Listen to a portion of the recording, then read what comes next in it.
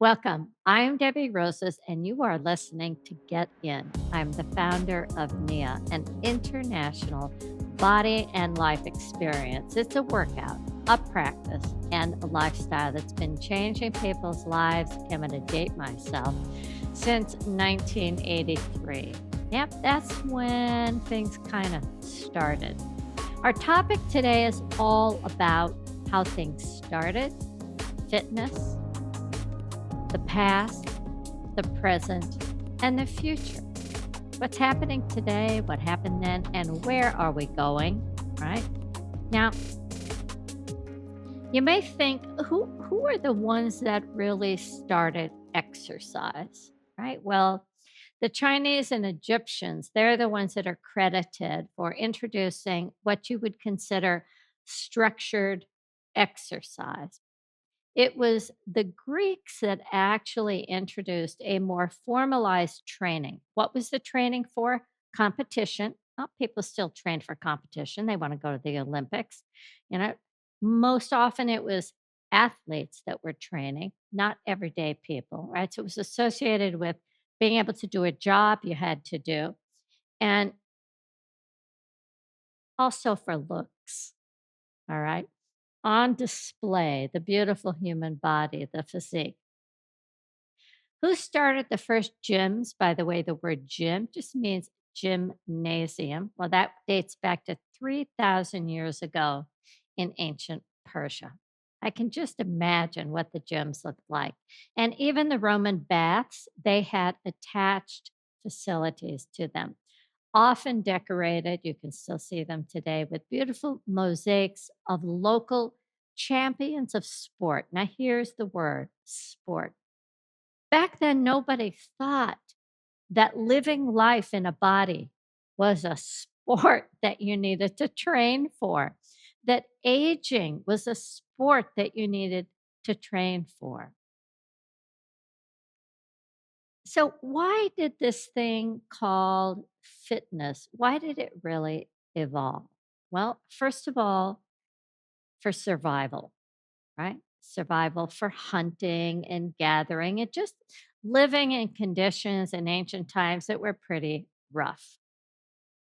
And then the competitions, right? Everybody wanted to be involved in more Olympic athletics.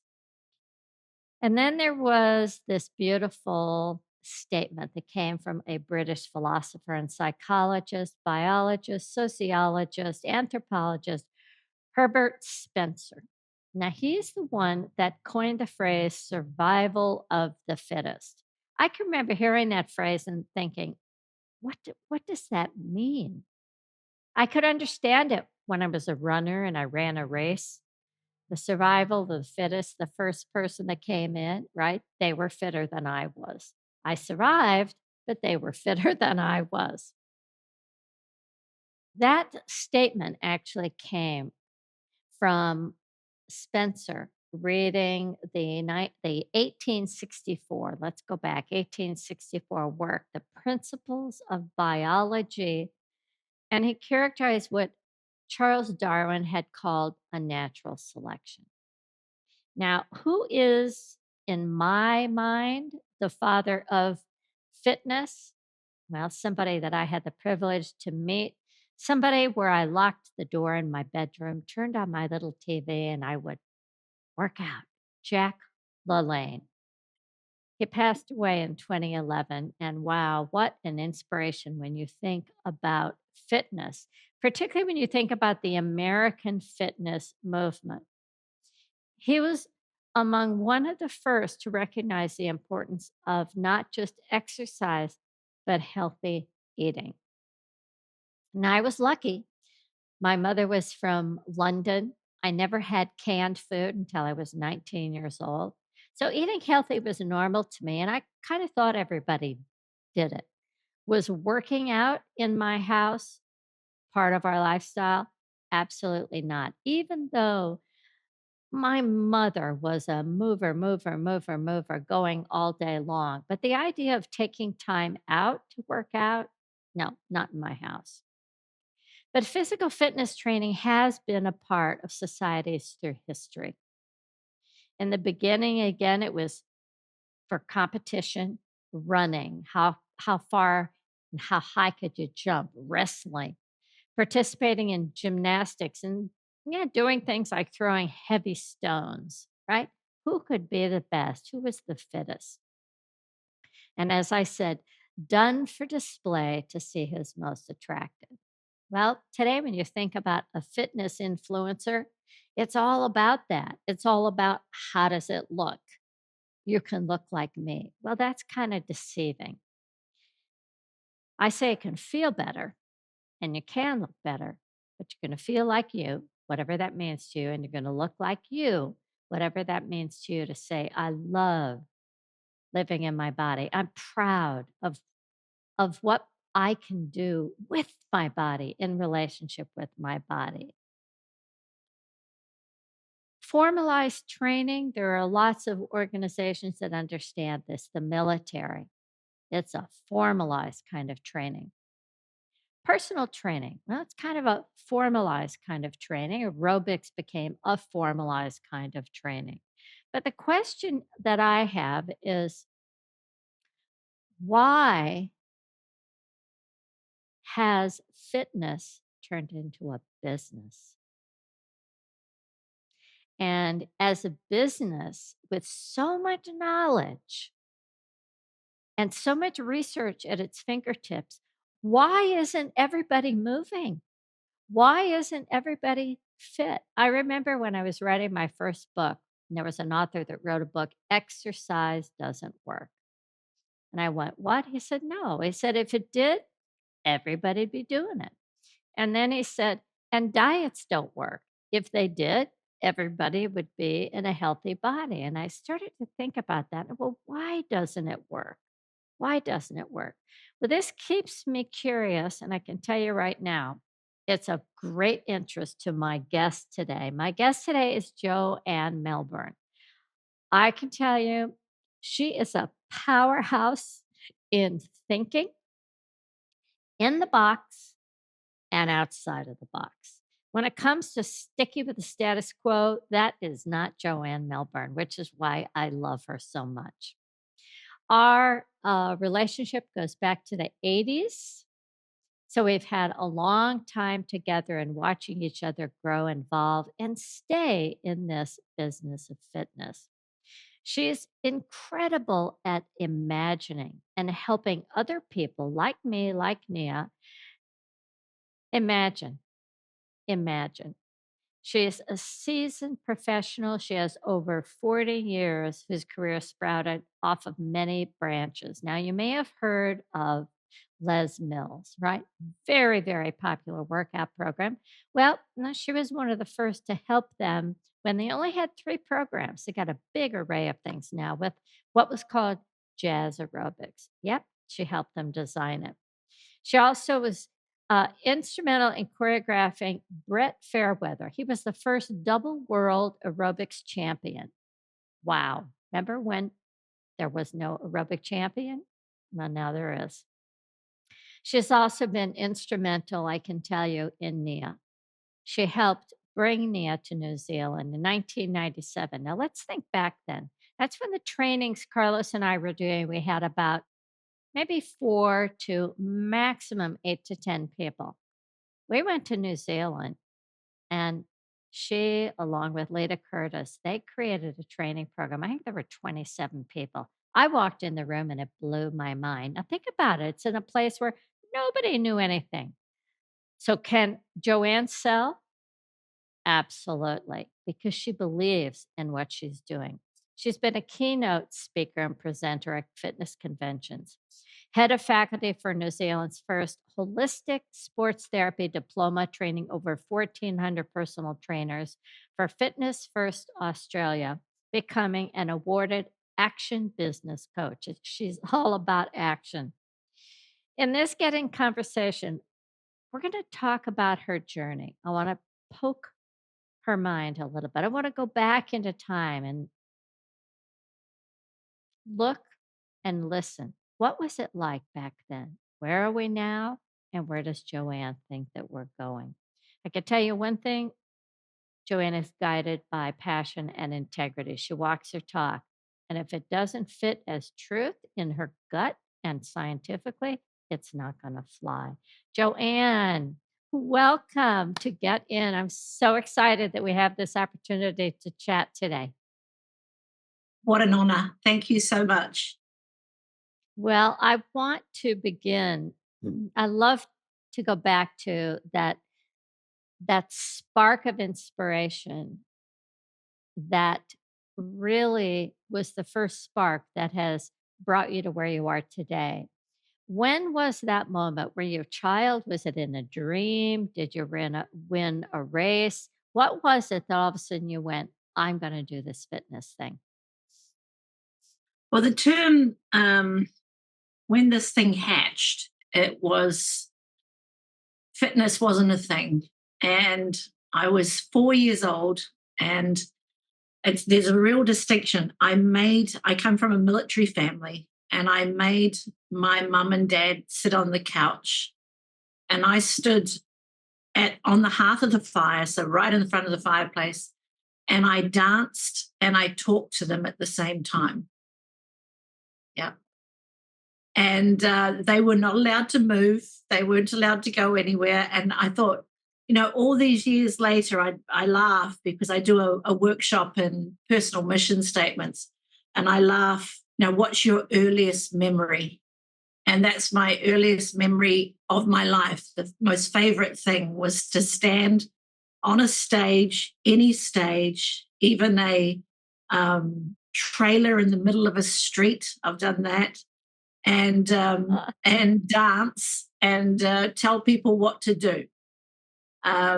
So I was the first woman parade commander in the New Zealand Navy, and Wow. What did that entail? What was that? What is that position? What did that entail?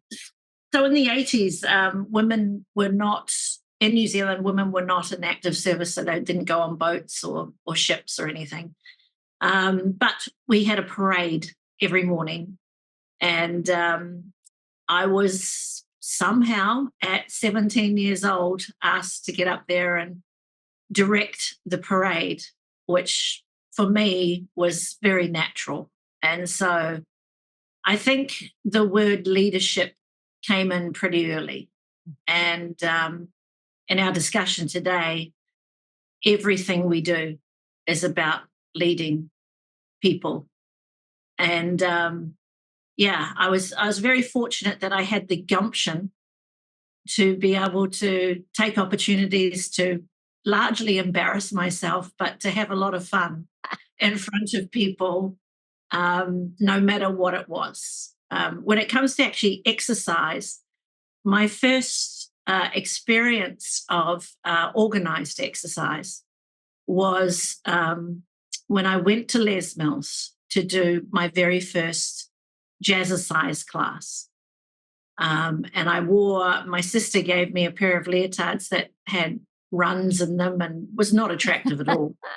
And, bare feet, because in 1981, there were no shoes. There was no technology in terms of active wear. So we went along and just had bare feet and jazz hands. Oh my gosh. And this music, the technology of the sound just enveloped me into this, oh my gosh, I can be on Fame. And Fame was the TV show that sort of linked and went hand in hand with the fitness industry. I'm going to live forever. I'm going to learn how to fly. So it was all of this. And the excitement, and the other thing was tribal. It was very tribal. We were all together. We were all doing our thing. We were all desperately wanting to be the instructor on stage because they were like goddesses. They were amazing. This term that we have for that now is called ideal body image.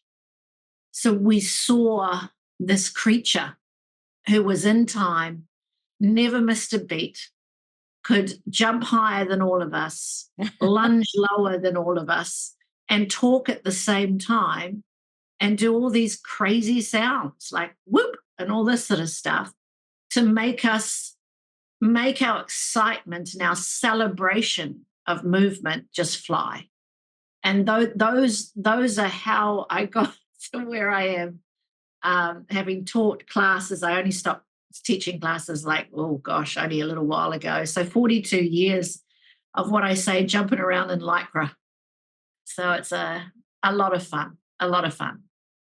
No, when I think about the evolution from a gymnasium into a more modern gym, or the evolution from uh, physical fitness as a sport for sports people or for athletes, and now something that has become mainstream, and that it was, at least in America, it really was created and inspired by women. Judy Shepherd, Miss It, Jazzercise, Jackie Sorensen, whose name you don't hear very much of, aerobic dance, uh, Debbie Rosas and Carlos Rosas back in, as you said, I've started in 1975 in fitness. And that was right at the beginning of the cusp. Jane Fonda had opened up her studio. And you talk about music, you talk about tribal, you talk about this ideal creature. All of those things kind of came together, and it became something that I think an everyday person believed was achievable. It wasn't just the athlete practicing to go to the Olympics, but it was something that every human being could have access to. And of course, back in that day, gym class was still a part of school. And so, it was still, the idea of being involved in sports was something that most kids got a taste of if they went to school. When they got out of school, they had nothing. So back then, the classrooms were filled with 80 people. Why do you think it was the feminine that birthed this?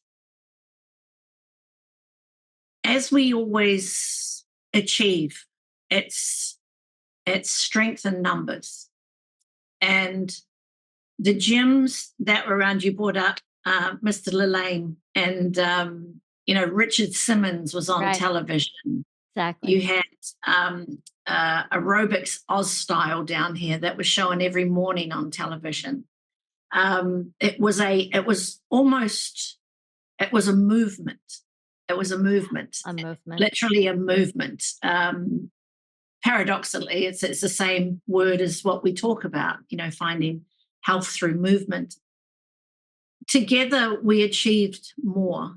And from a gym perspective, some of the little gyms that I used to teach in would simply they didn't have areas for stretching because stretching wasn't a thing. It wasn't masculine. There was a lot of disciplines in the fitness industry that were based around gymnastics, around weightlifting, around those old photographs. I've still got books here of the Yeah, 5BX plan, and so it was all calisthenics. yeah. Were all about a discipline. Everything was disciplined. And when jazzercise and aerobics sort of came to our attention, it was freedom. Yeah. And then it was colored. And, because we were vacuum packed in lycra, for decades. I don't think I ever wore any normal clothes from 1982 to about 1998. Everything was active wear, Mhm. and it wasn't even called active wear. It was crazy, and the music carried all of it. And that music, I remember driving in my little car with my daughter, and I was listening. I was choreographing because I was doing jazz aerobics. I was choreographing as we drove. And even today, she's now 40, she's 43, 42, sorry, this year. Mhm. She will say, "Oh my gosh, I remember this song. Where did I hear that song?" And, and it would have been played 40,000 times as I took her to daycare. So the music for me was the thing that gave me the freedom to create. And that was the choreography, which I didn't even know I could choreograph. And I remember doing a fashion show at high school and someone describing me as the fairy elephant because I didn't know how to land. Yeah. My So I god. never had any dance training. And it just made sense. This music painted this picture in my mind of where the body should go, how it should lift, how it should lower, how it should turn. It was just beautiful. And I had enough drive to convince my bosses at the time, actually his mother, because his mother I got on well with, and she told him that I needed to go in and be a choreographer. And the choreography was just impressive. I adored it. I got all the fresh music out of the United States. It was insane how much music I had to choose. I'd even put Madonna aside because I found something better. You know what I mean? So it was really interesting developing programs that created a collective buy-in, if you like, to where we were going with the theme of each class. And I remember one time we were videoing one of the Jazzerobics releases. I had to choreograph the cool down on the fly because we'd run out of time. Mm.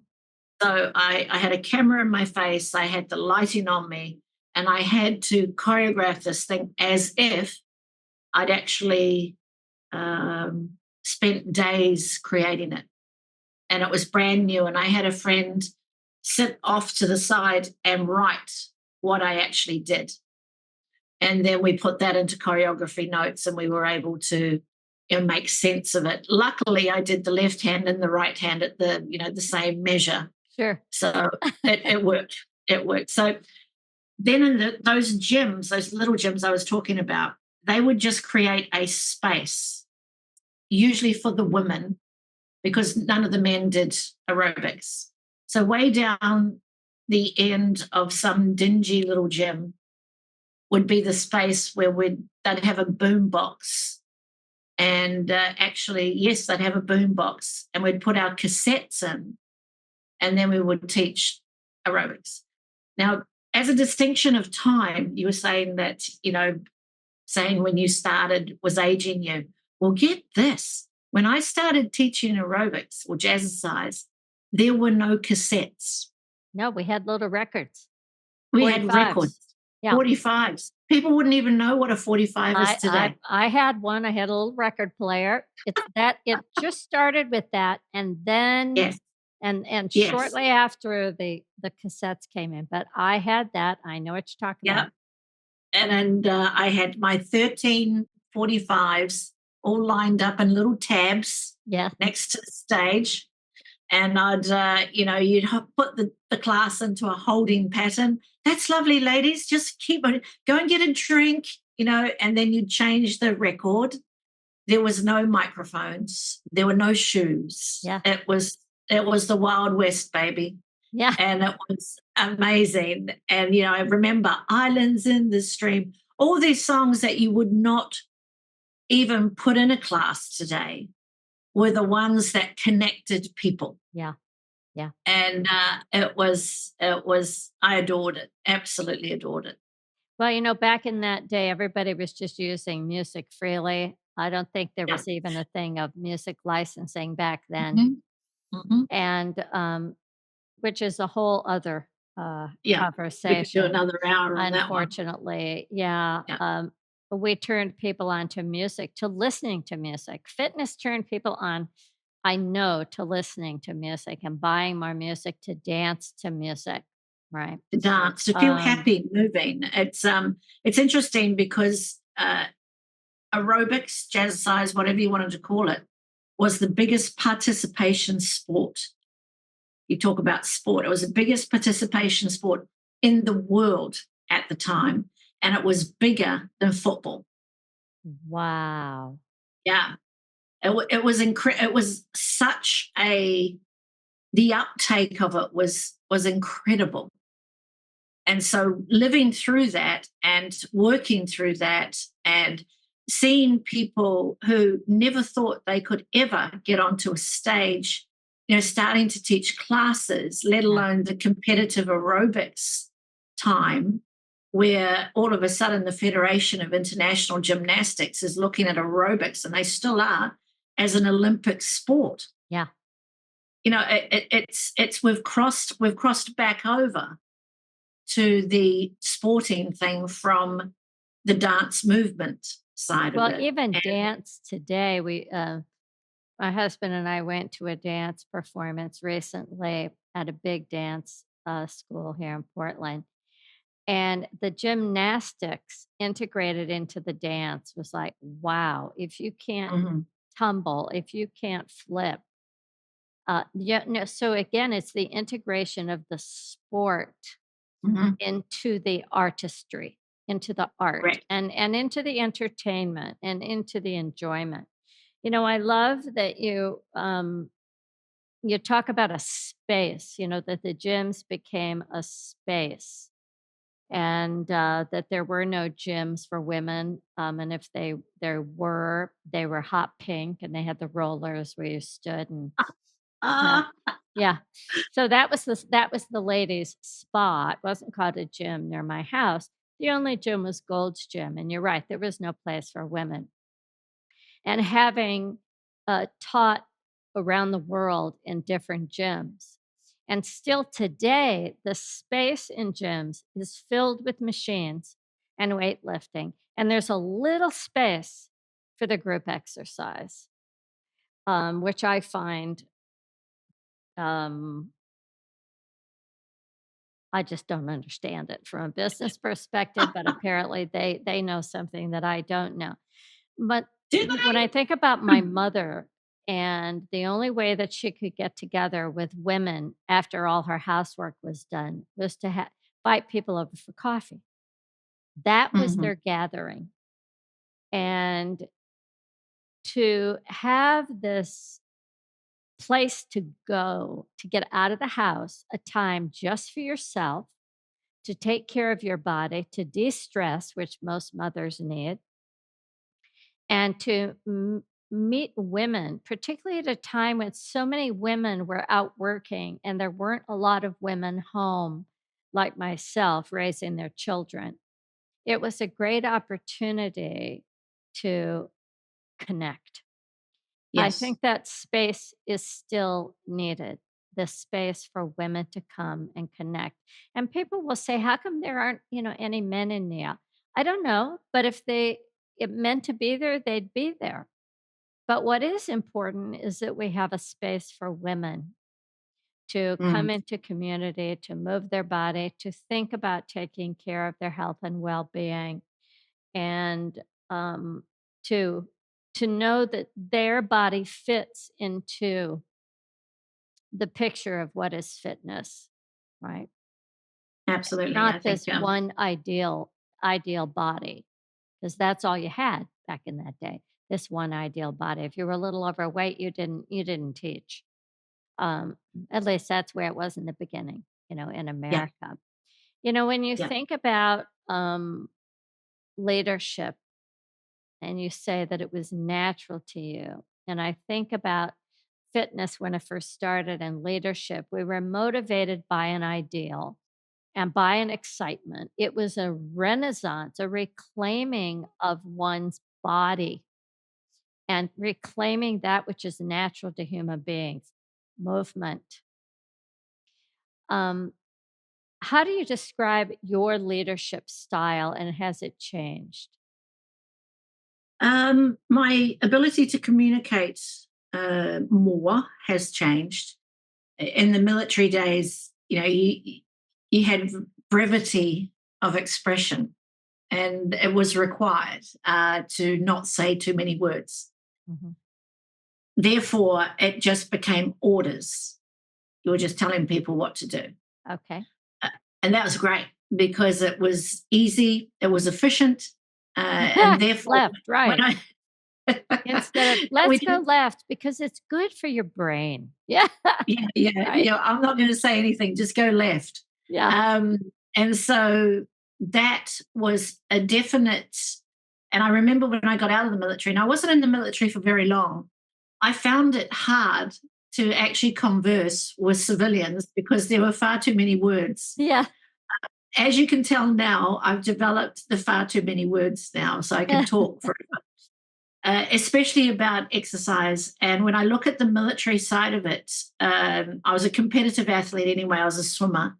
But to actually be able to take an understanding of human potential Mhm.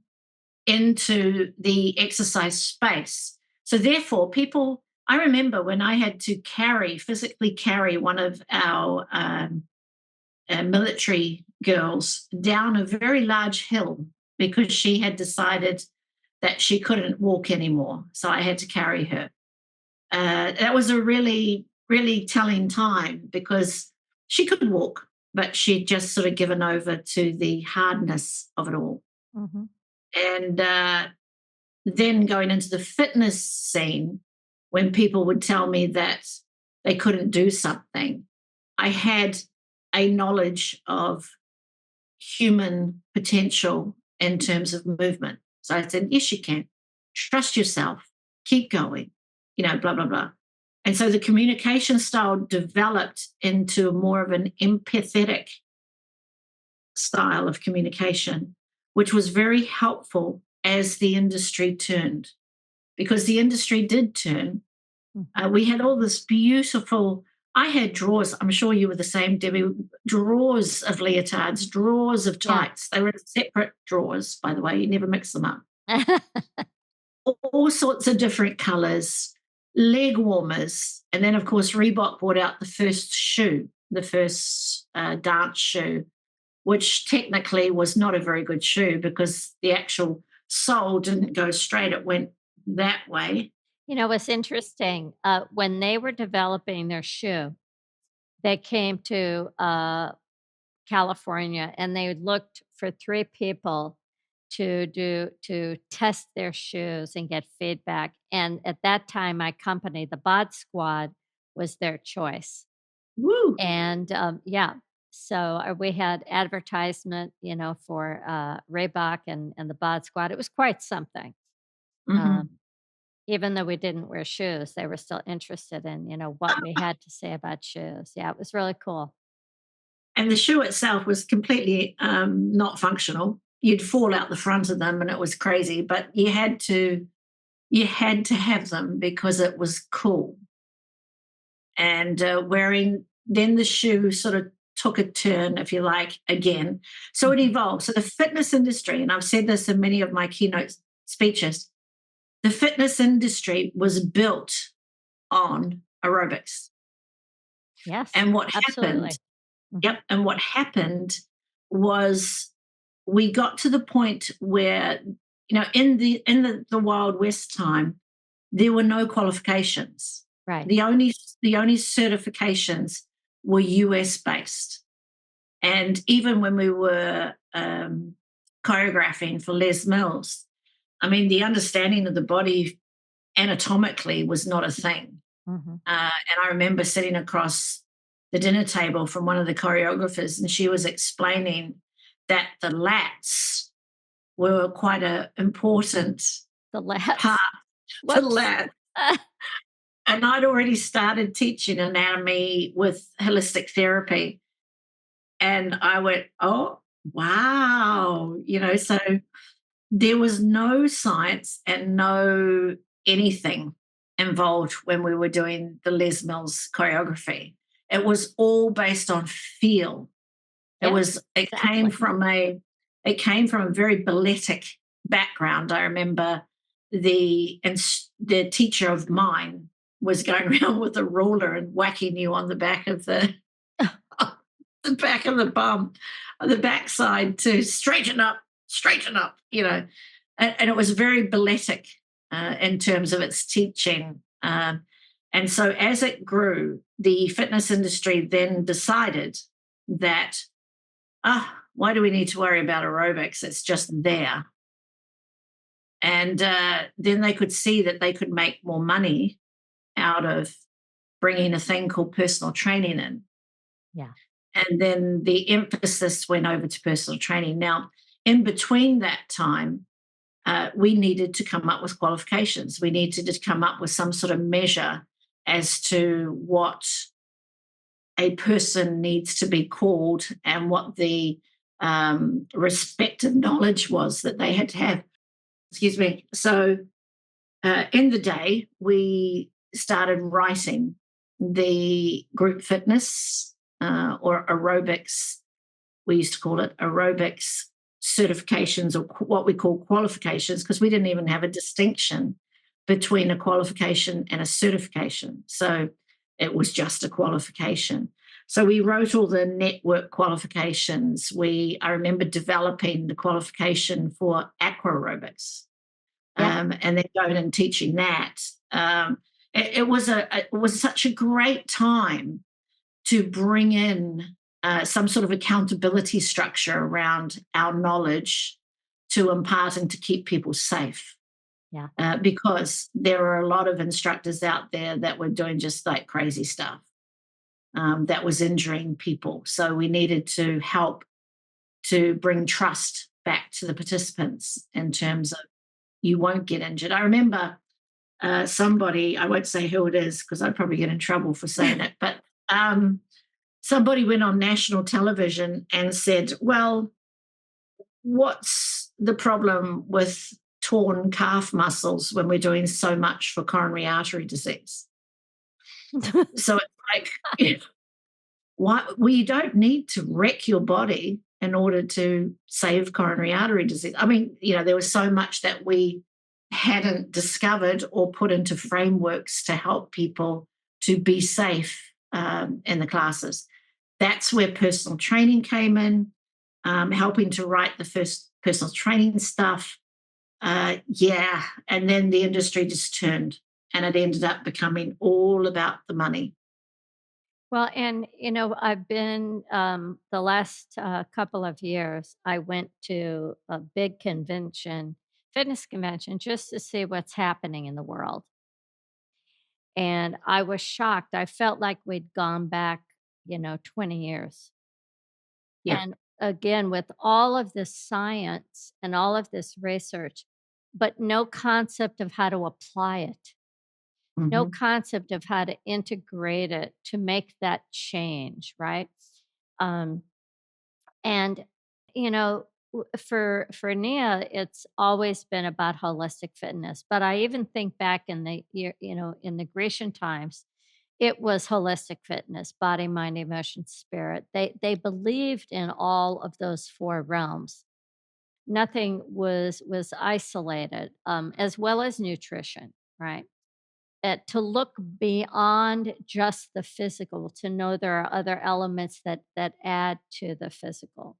And nowadays we have things, I mean, everything has a buzzword. There's anti-aging fitness, right? Well, who doesn't want that, right? Well, movement is one of the best things that you can do, right? To age well and live well, right? Any form of exercise can certainly help. And then there's things called like evolutionary fitness. How well a species survives. Well, I think right now we need a little evolutionary fitness. I don't think we're doing very well. We're not surviving and being able to reproduce ourselves in a healthy way in our environment because we're destroying the environment. And then there's the big buzz right now after COVID on mental fitness. Well, mental fitness has always been important, right? But now it's become, as you said, a moneymaker, and which is good. More people now have access to tools, whether it's on your telephone, or whatever. Emotional fitness, right? I remember sitting at a round table at a large fitness convention, and the question was, well, it's body, mind, spirit. And I husband said, what about emotions? Oh no, we can't get involved in that. That's for psychotherapists, and that's just there's no place for that on the Mhm. exercise floor. And I remember thinking, how do you separate emotions when we are emotional beings? How do you separate emotions when the one thing that represents that of the feminine nature is alive and well? It's the feminine. So let's stamp her out one more time and tell her that she can't be present. I was like, just I listened.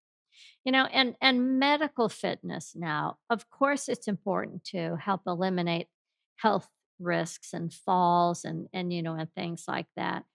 And now with all the drugs and everything, how do we deal with inflammation? How do we deal with pain? Both of which are up because of diet, lack of exercise, etc. And then lifestyle fitness. Is there any kind of lifestyle fitness at all? Some gyms have it, some don't. Um, some personal trainers bring that in, some don't, and I realize that they may personalize what they're doing for their client. But a way to look at our body and our life. I like to think that the past, some of that goodness from the ancient past we brought forward, but I don't think so, unfortunately. I think the past that we're talking about was a new business started by aerobics. And then we have the current time, which is now a business. Everything revolves around the money and the business. And where do you see the future? Is it sexercise? Is it what is it? Uh, so a lot of statistics say now that the market, actually, let's take a step back. Everything you said is in support of what your most recent guest said, Bill, in terms of treating the body like a mechanism, like a mechanical thing. Mhm. And when he said that in your podcast, I thought to myself, wow, that's where I am at the moment. So when I talk to people, to give them confidence initially is to say, hey, it's no big deal. Your body is a beautiful machine that, you've got all the struts and you've got all the ligaments and all the bones. You've got the hardware, which is the skeletal system. You've got the software, which is all the muscular system. And you've got the nervous system as well that sort of all feeds it together. And if you're not feeling great, that can actually upset the mechanics of your body. And the conversation that you had with Bill it just blew my mind. It's like, wow, we've got to go back to that conversation that people in NIA have very naturally. But the bigger market is so frightened of doing the wrong thing. Ah, And so compartmentalized their bodies, they've compartmentalized, they've chopped it up. And even in a gym situation, isolation exercises are rampant. And, like if you're over 40, forget you're just going to go and sit in the crappy little circuit area and just isolate your body. We're not even going to entertain ideas of now, the word anti aging is very telling of our time yeah. in more ways than one. And I remember Mother Teresa saying, if you want me to be on your march, then do a pro peace rather than an anti war. And it's the Exactly. same Pro. thing. Yeah. Yeah, it's pro. So we need to be careful about our conversations around what life is and what or how our body supports our experience of life. Because now, as an older woman, I remember Deborah Allison actually saying, she's a NEA person. So she said to me, when I went to the IDEA convention and did a beautiful workshop on core training, and I was 33 at the time, and she goes, "What are you going to do?" I don't know. She singled me out. Maybe I was just being really annoying or something, but she singled me out and she said, "What are you going to do with this?" And I turned around and says, "Well, I'm going to go and help women and men over 40." And she goes, "Darlene, they're never going to listen to you. You're too young." And there is this pecking order in the gym scene that means that the participant is already on the back foot because they feel, we go back to what I said earlier about ideal body image, they are absolutely terrified to walk into a gym. Most people who come to a gym have spent upwards of 3 months getting the courage to walk into this place. And it hasn't ever been that easy for people to walk into a gym. However, in the days of aerobics, that's the only place you went. So a lot of conversations I have in keynote platforms is, what's the purpose, specifically to gym owners? What is the purpose of your gym? Why is it there? And, I said, and I have talked to hundreds and hundreds and hundreds of gym owners. They take out of their practice, I cannot believe this, but they take out of their business most of the time, even though they've got this aspiration to change a community, they will pay themselves a tank of gas and a bunch of groceries. It's literally about all they take out of their gym. They're paying their staff way too much to sit on the computer. See, I'm going into business coaching mode here. Right. They pay their staff way too much to literally sit on Facebook or bloody Instagram all day. They are not taught to connect with these people who have been going through hell before they walked in there. Every single possible negative feeling about the way they look, how unfit they are, how unhealthy they are. This is what I get told all the time. Everyone is going to be looking at me when I walk into that gym, because everyone in the gym is perceived to be in amazing shape. And that's the barrier. That is the biggest barrier to people moving more, is the fact that as an industry, we have created CrossFit. We have created all these gladiator type programs. We've got anti-aging. I mean, it's just bizarre to me. Les Mills itself bases its entire success on the 18 to 35 demographic. Once you get over 35, see you later, Rover. And this is how they market their business.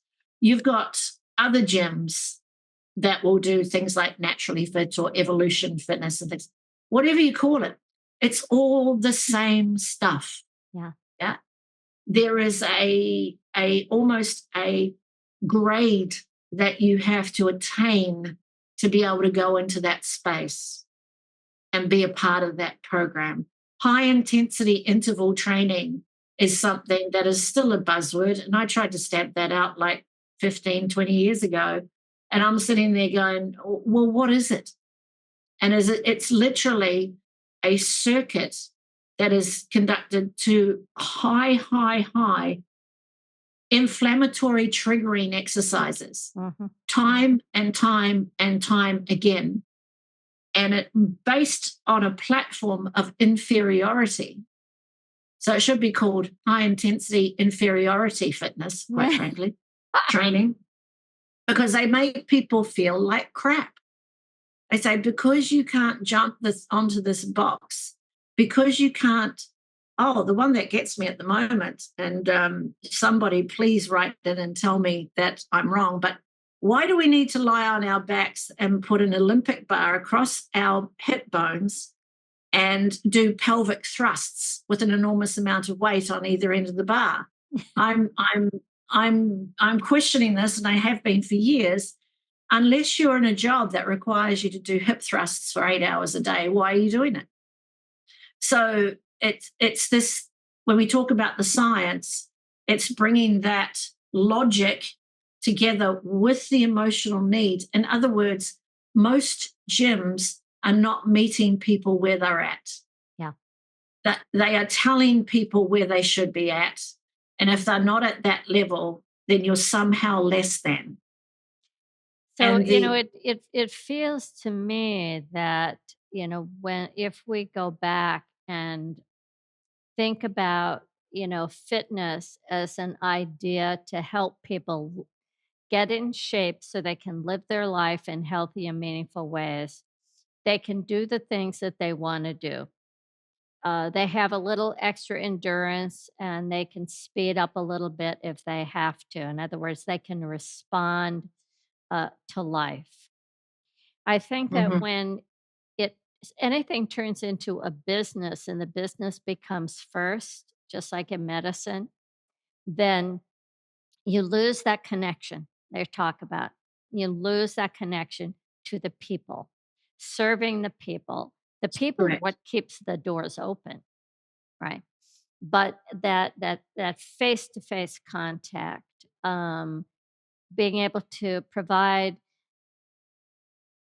choices and to be able to show people how they can personalize. So this person can jump up on a 12-inch box. This person can step up on a 1-inch block. Fantastic. We all did it. Mm. Mhm. That kind of thing. But when I think about I think about Neon Demand as a resource.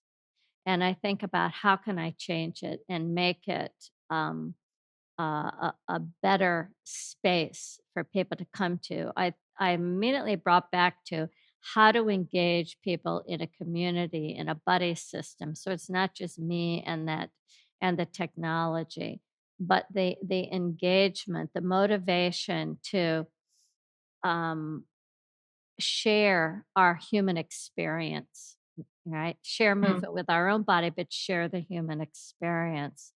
And to particularly, I think, give women, I'm going to say women, give women a sense of empowerment, a sense of self respect for their body, the shape of their body. And why do people put a bar on the pelvis? Anything new that somebody can think that might do it, right? We have this. Oh my gosh, that might do it for me. Maybe I'll lose weight if I put the bar across. There's always that hope versus the science of understanding how the body's designed, how it's designed to function, how important activity is, but how important recovery and rest is. Mhm. And we have the Move It program where that's all about learning 52 moves, changing the move, intervals of 1 minute. But within that 1 minute, it's about I'm going to learn it, I'm going to move it, I'm going to energize it. If I want to work for a period of time in what we call enough, which is anaerobic, it can't be sustained. Those are short bursts, like running for a bus, but that's it. What do you do that once in a week? And making that a consistent staple is, as you say, what creates the inflammation, the pain, the discomfort, people quitting. Um, Do you know that just what you said there brings up a couple of clients that I worked with as a personal trainer and a massage therapist? Is I had both ends of the spectrum. I had an Olympic athlete who I was working with, who was stunning, absolutely stunning, had been to 4 Olympics in 4 different sports. So wow. this is insanely unique. And this particular, he was a power athlete and he was beautiful. And I could tell when his body, because athletes are different. Athletes have no time for recovery. Right. They just want to win. Yeah. And they want to push their bodies as long as they're awake. the training. Yeah, nutrition, even a few of the professional triathletes that I knew and worked with, nutrition equaled pizza and Coca-Cola. Yeah. Sugar and Be- carbs. because they were at that level that it didn't matter. Yeah. It didn't matter at all.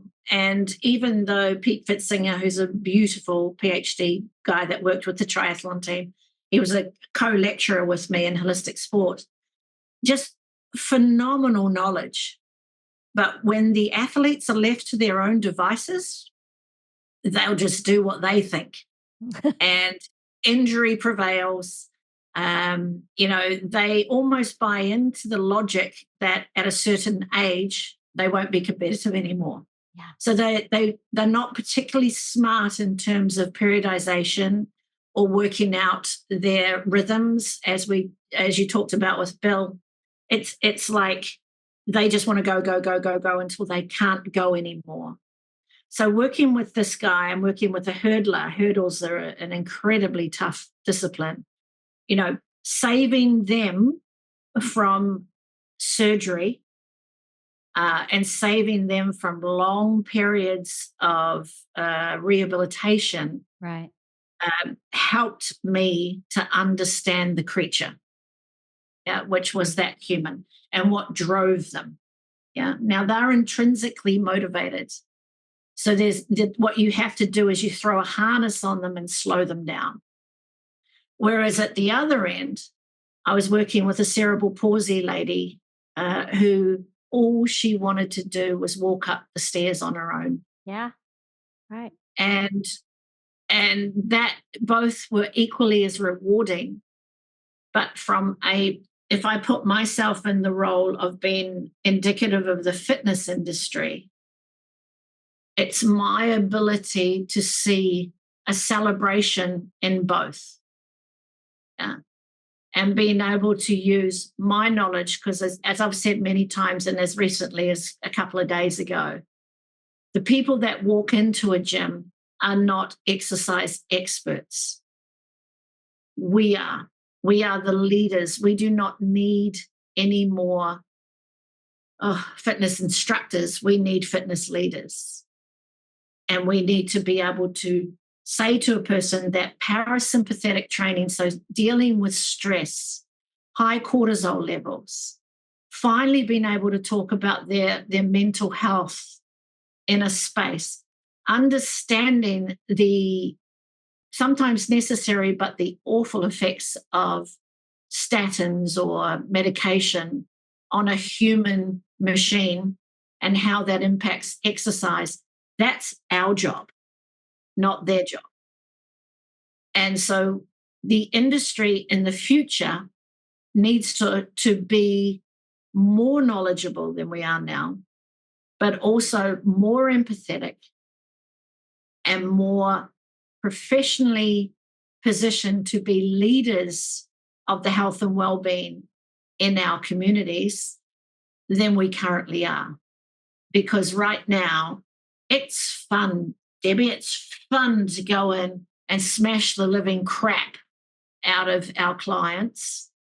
And I saw a 22-year-old whose goal was to lose weight.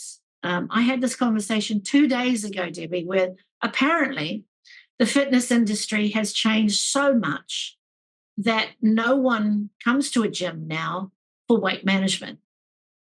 That doesn't happen anymore.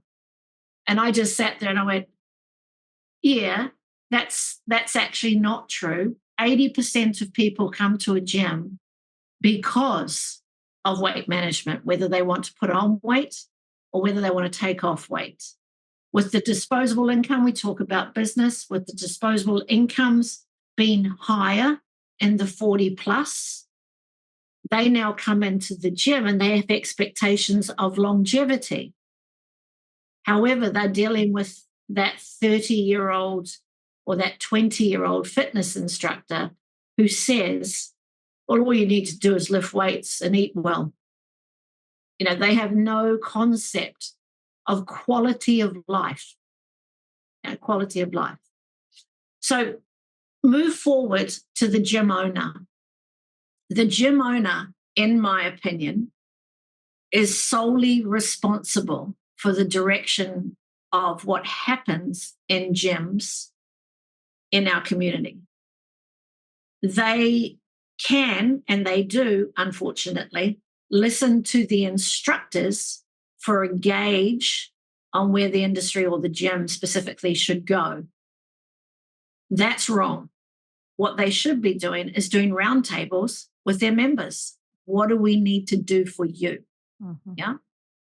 Most gym owners are over 40. Most gym owners, believe that they are some sort of executive in the community in terms of business. However, they are not meeting the people where they're at. Mhm. And that's where we need to go. Devices are the biggest growing part of the fitness industry per ACSM and URSA. I think URSA's changed their name recently. They have, So, right. yeah. So the studies that they've done around health clubs and fitness centers throughout the US is indicating that people are now relying on devices and apparatus to actually get their motivation and their exercise, whatever it is, programming. And that is because humans have decided somewhere that they shouldn't connect as humans.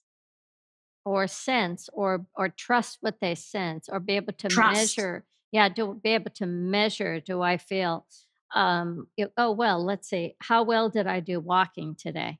How well did I sleep? Right? Now, Yeah. I think those measurements are fantastic in that then Yes. it gives you a set like, well, let me check in. If it says that, how do I feel? It Yes. Yes. what am I feeling, and does it match with what that says?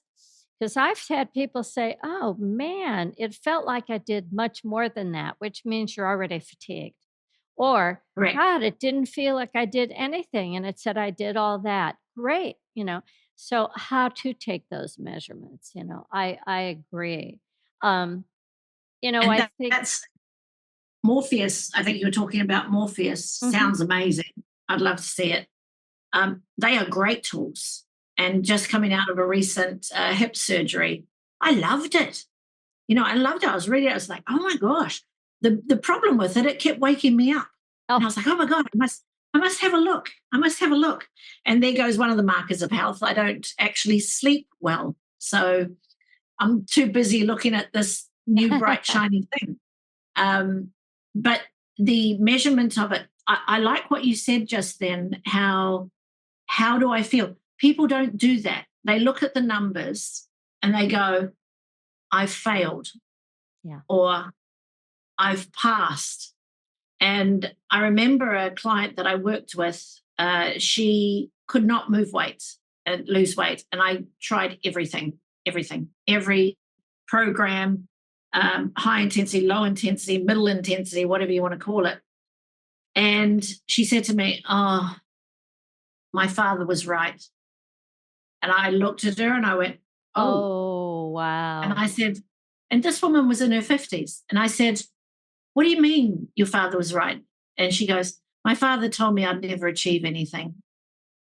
And I went, wow. I said, why don't you, take the weekend, drill into that and then come back and see me for your session on Monday. She didn't come back for 3 months. Then she came back and she said, oh my God, I opened up that box and it's taken me 3 months. She came back, she dropped all the weight.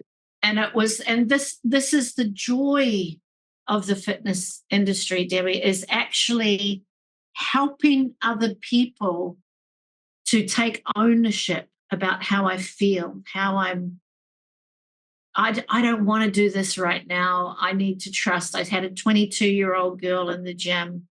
She wanted to lose weight. She was just working with me on reception and she was beating herself up. And I'm like, what's going on with you? She's a graduate, nursing graduate. And she said, or going through study. And she said, well, I said, you've trained 3 times today. You were here at like 6 in the morning. You came back at lunchtime and did a blitz class, which is high intensity. And now you're training with the personal trainer. why are you doing all of this? And she goes, well, I'm just not losing any weight. And now I've been diagnosed with a potential chronic illness Mm. that is, basically what I call an old person's disease, vertigo, all of this sort of stuff. Vertigo is very prevalent in our gyms these days, Wow. um, because people are smashing the intensity level.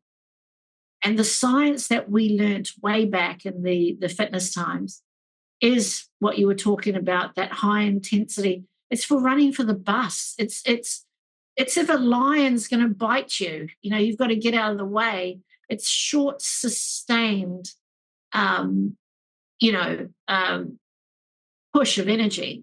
Yeah. We can't expect people. And this young girl, I said, you need to take time off. She goes, oh, no, I can't. I won't lose any weight. I says, you need to take time off. If you're starting to get a chronic illness now Yeah. at 22 years of age, you need to stop. Now, most chronic illnesses take around 10 to 15 years to come on anyway, but hers came on very quickly because she was smashing the high intensity the entire time. She took time off. She came back. She looked like a completely different person, Wow. looked amazing. And she stopped doing high intensity exercise. And all of a sudden, she didn't have that illness anymore because she was pre chronic. So the instructors are still smashing people in the gyms. Yeah. So it comes back to the gym owners as to where they drive the direction of their gyms. But they don't know. I think I've said this to you before. They don't know what they don't know. Exactly. Yeah. Post COVID, they didn't realize that there was something as beautiful as Neva, pre COVID, beautiful as Nia, that could be a very smart thing to do for their gym. Hmm. Post COVID, that's where we're at right now, is how do we give our members something that they can trust and rely on in terms of how I feel? Yeah. I think you hit it in a couple of places. Number one, to if you're in the fitness industry at whatever capacity, to make that mental shift from it's about leadership and how am I going to lead people into a healthy and well body and life that includes body, mind, emotion, spirit, and nutrition, being connected to the earth, being connected to self and to others, human to Mhm. human experience, which is what people need so much now. The movement was created, it was called aerobics. We need an awakening of that movement, I believe. And I think that awakening is going to come from women. I think that awakening is going to come from women's influence, as you said, with the business owners, whether it's somebody owning a club, a studio.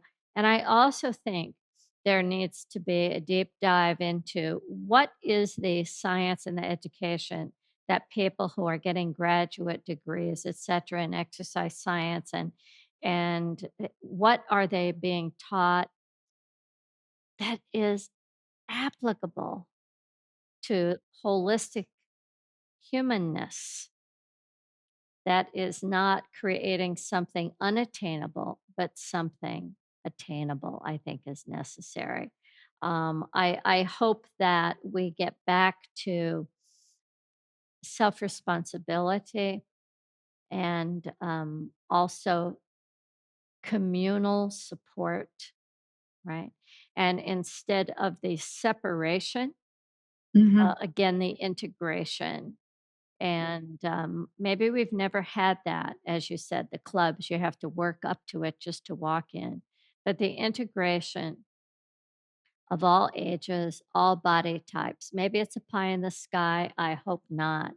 But I do know that it takes commitment for me as a business person to stay in this business.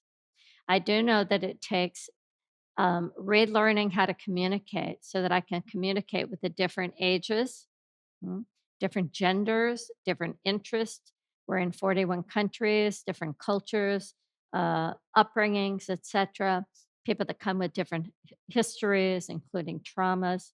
I do know that it takes a tremendous amount of concentration and focus to not only work with what we see is going on, but to remember there's a lot of stuff that we don't see that needs to be addressed, and that's where we're going to create the biggest change is in that dream work visionary.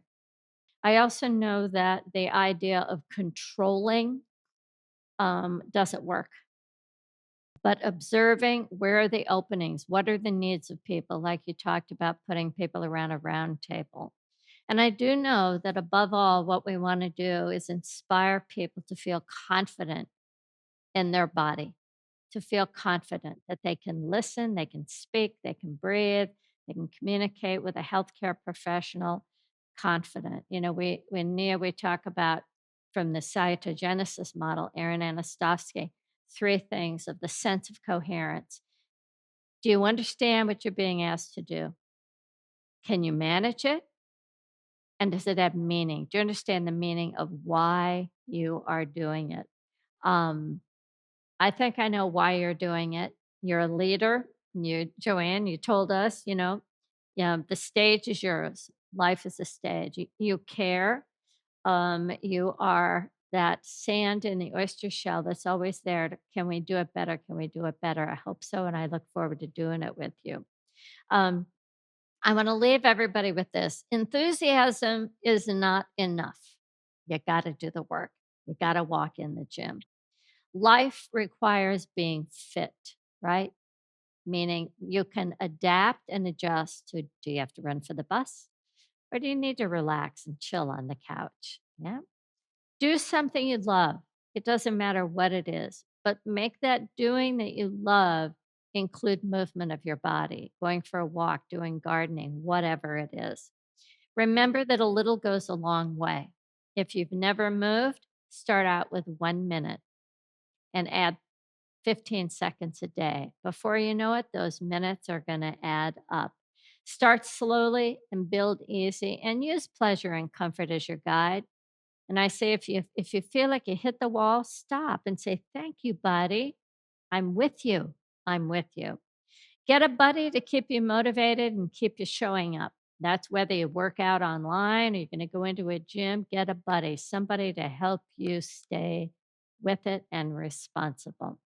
Make movement a priority in your life, just like you plan time to eat food, plan time to move. And remember, 1 minute is a good way to begin.